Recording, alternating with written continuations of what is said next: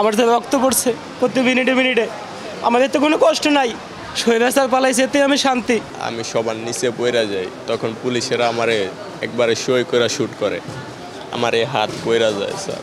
আমার ভাই মুগ্ধকে যেভাবে মারছে, আমার ভাই সাইদকে, আবু সাইদকে যেভাবে মারছে, এর থেকে কঠিন শাস্তি চাই। আর এর থেকে কঠিন শাস্তি। আমার 2 মাসের বাচ্চা থেকে আমি আন্দোলনে নামছি। একটা ছেলে আমার এখনই পূর্ণ, আমার সব শেষ জীবনে বলারা লেখাপড়া আর করতে পারবো না, কেমনে করবো গাইনার দিয়ে কলম। তার থেকে রক্ত পড়তেছেন, কোনো ডাক্তার পাইতেছে না। এই সকাল থেকে রক্ত পড়তেছে, ব্লিডিং হইতেছে, কোনো ডাক্তার পাইতেছে না। কোটা সংস্কার আন্দোলনে ছাত্রলীগ ও পুলিশের সঙ্গে সহিংসতায় দেশ জুড়ে অসংখ্য মানুষ নিহত ও আহত হয়েছেন। এদের মধ্যে রয়েছে শিক্ষার্থী ও সাধারণ জনতা। দেশকে স্বৈরশাসকের হাত থেকে মুক্ত করতে, স্বাধীনতার প্রকৃত স্বাদ উপভোগ করতে বুকের তাজা রক্ত ঢেলে দিয়েছে ছাত্র সমাজ।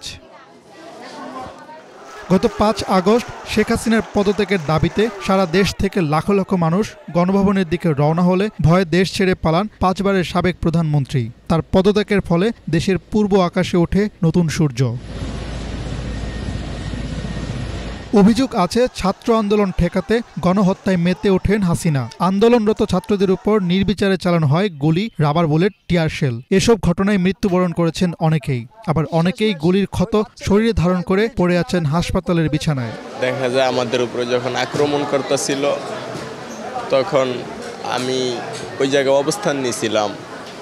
তখন গুলি করার সাথে সাথে সবাই পালায়া যায়, কিন্তু আমি সবার নিচে পইরা যাই। তখন পুলিশেরা আমারে একবারে সই করে শুট করে, আমার এই হাত পইরা যায় স্যার, আমার এই হাত কাইটা লাগছে স্যার। এই সন্তান আমি কত কষ্ট করে লেখাপড়া করাইতেছি মাদ্রাসায়, এই সন্তান আমার আজকে গুলির মুখে, জীবনের লাইফটাই আমার সন্তানের শেষ। বাবা পড়ালেখাও করতাম, এখন আমার সংসার কিভাবে করতো, আমার বাবা নাই স্যার। পড়ালেখার পাশাপাশি জব করতো আব্বা, আজকে আমার সন্তানের বাবা নাই বাজান। এই 4 জন ছেলে নিয়ে আমার সংসার, আমার এই সংসার ছেলে গো কামাইতে চলে বাবা। একটা ছেলে আমার এখনই পূর্ণ, আমার সব শেষ জীবনে বলারা লেখাপড়া আর করতে পারবো না, কেমনে করবো গাইনার দিয়ে কলম।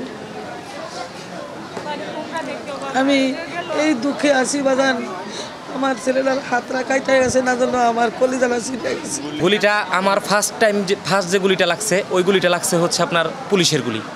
সেকেন্ড টাইম যে গুলিটা লাগছে, ওটা আমি খুব আন্দোলনে খুব পাগলামি করছিলাম, তো কারণ বাজার থেকে আমারে টার্গেট করা হয়েছে, আমার টার্গেট করে এই গুলিটা মারা হয়েছে। এই গুলিটা আমার সামনে থেকে আসছে, সামনে কোনো পুলিশ ছিল না।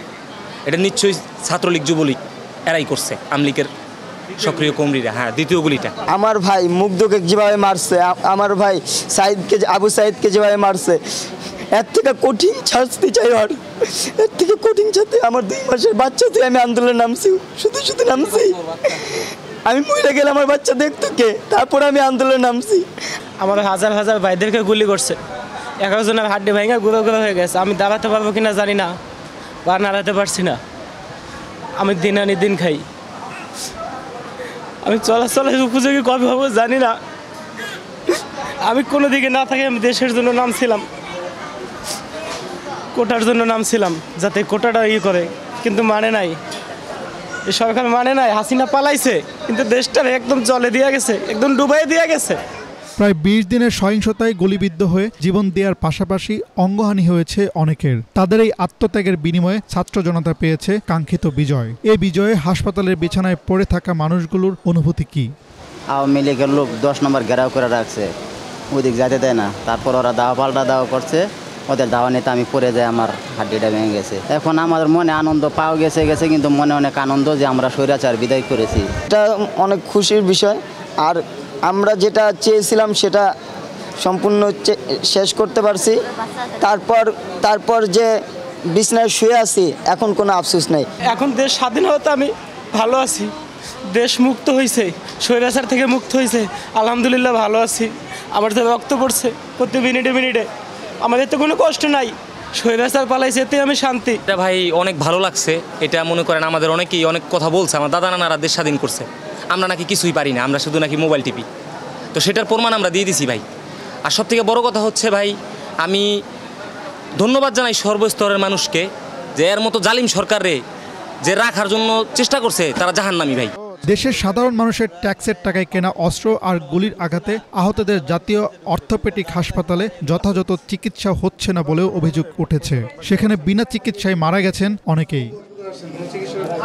চিকিৎসার অপারেশন লাগবে ডাক্তার বলছে, ওই প্রাথমিকভাবে যে ডাক্তার দেখছে। এখন এখানে ইমার্জেন্সি অপারেশনের ডাক্তারই নেই।